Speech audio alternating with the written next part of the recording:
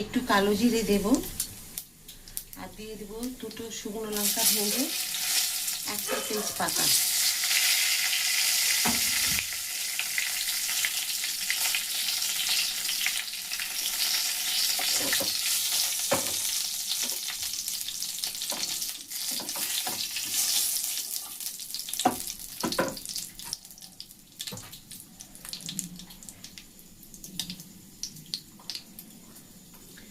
দিয়ে দেবো কেটে রাখা পেঁয়াজ,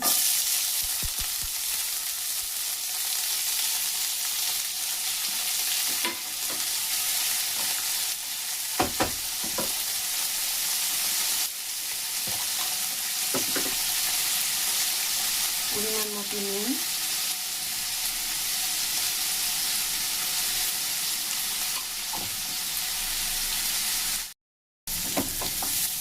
পেঁয়াজগুলো একটু হালকা ব্রাউন কালার করে ভাজা হয়ে গেছে। আমি এখন দিয়ে দেবো টমেটো আর কাঁচা লঙ্কা।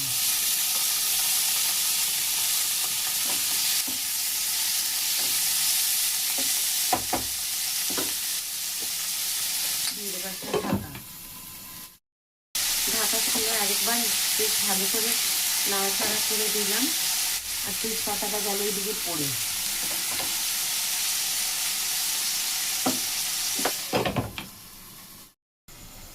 আরেকবার দেখে নিই, দেখুন।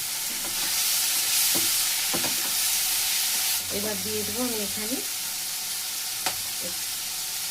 আদা দিয়ে দিলাম, হলুদ, নুন তো দিয়েই দিয়েছি আমি। এটা কিন্তু আর কোনো মশলা দেবো না, আমি কোনো জিরে গুঁড়ো ধনে গুঁড়ো কিচ্ছু দেবো না, শুধু সাথে থেকে দেখুন কীভাবে আমি এই রান্নাটা আমি করছি। এটা রান্নাটা করবো আমি আলুর দম, তার জন্য আলুগুলোকে দেখুন দুটো করে কেটে আমি জল দিয়ে সেদ্ধ করে নিয়েছি। সেদ্ধ করে জল ঝরিয়ে আর দিয়ে দিলাম।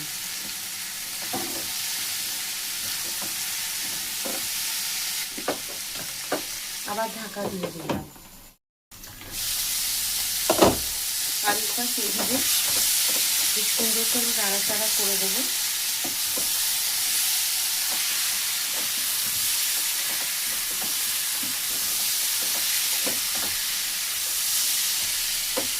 সম্পূর্ণ রান্নাটা হবে একদম এইভাবে কষিয়ে কষিয়ে।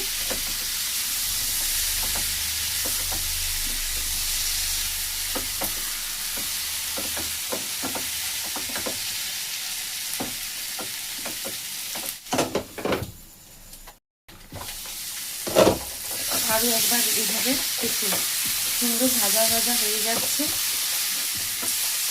আর এই আলুর দমটায় যদি কেউ মিষ্টি খাওয়া পছন্দ করে দিতে পারে, একটু ঝাল ঝালই ভালো লাগবে। এটা নুন ঝাল বেশ সুন্দর কষানো।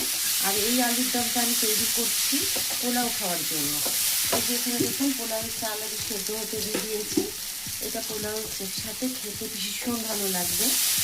আমি যেভাবে করছি একবার করে দেখুন, আলুগুলো কি সুন্দর সেদ্ধ হয়ে যাচ্ছে। এই যে আপনাদের দেখিয়ে দিলাম, আলুগুলো গোটা গোটা এমনভাবে সেদ্ধ করেছি যে এই দেখুন মনে হচ্ছে যেন সেদ্ধ হয়নি, কিন্তু খুব ভালো সেদ্ধ হয়েছে। এবার দিয়ে দেবো অল্প একটুখানি জল, দুটো একটা আলু, যেহেতু মশলার পরিমাণ কম, টমেটো আর পেঁয়াজ দিয়ে রান্নাটা হচ্ছে, তারপর একটা দুটো আলু একটু এইভাবে খুন্তি দিয়ে স্প্যাচুলা দিয়ে একটুখানি ম্যাশ করে দিতে হবে। আর খুব তাড়াতাড়ি খুব সহজে দেখুন এই রান্নাটা হয়ে যায় আলুর দম।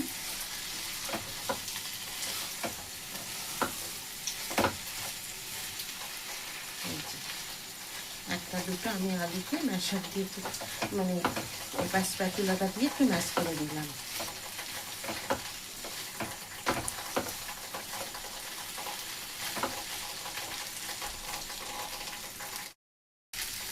এখানে দিয়ে দেবো আমি একটা ম্যাগি মশলা,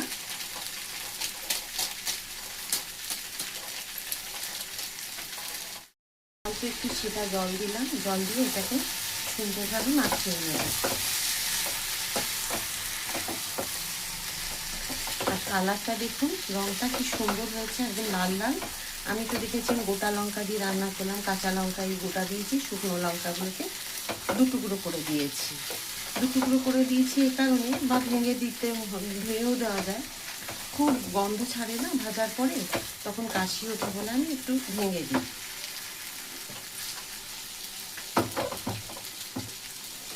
একটু দেবো শাহি গরম মশলা,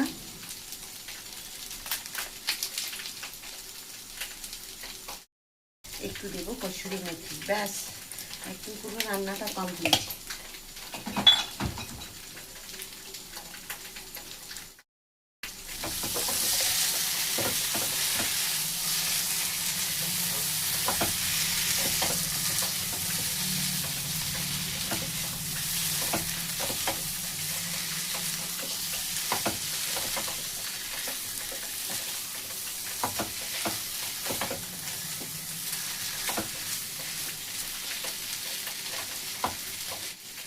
গ্যাস বন্ধ করে দিলাম আমি।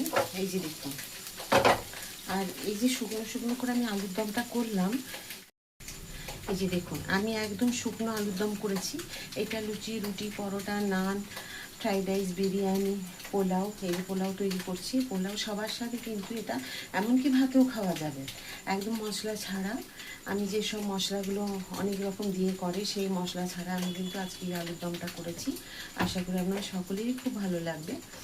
এইভাবে ভাজা আলুর দম বা ফ্রাই আলুর দম একবার তৈরি করে খান, কেমন হয়েছে কমেন্ট করতে ভুলবেন না।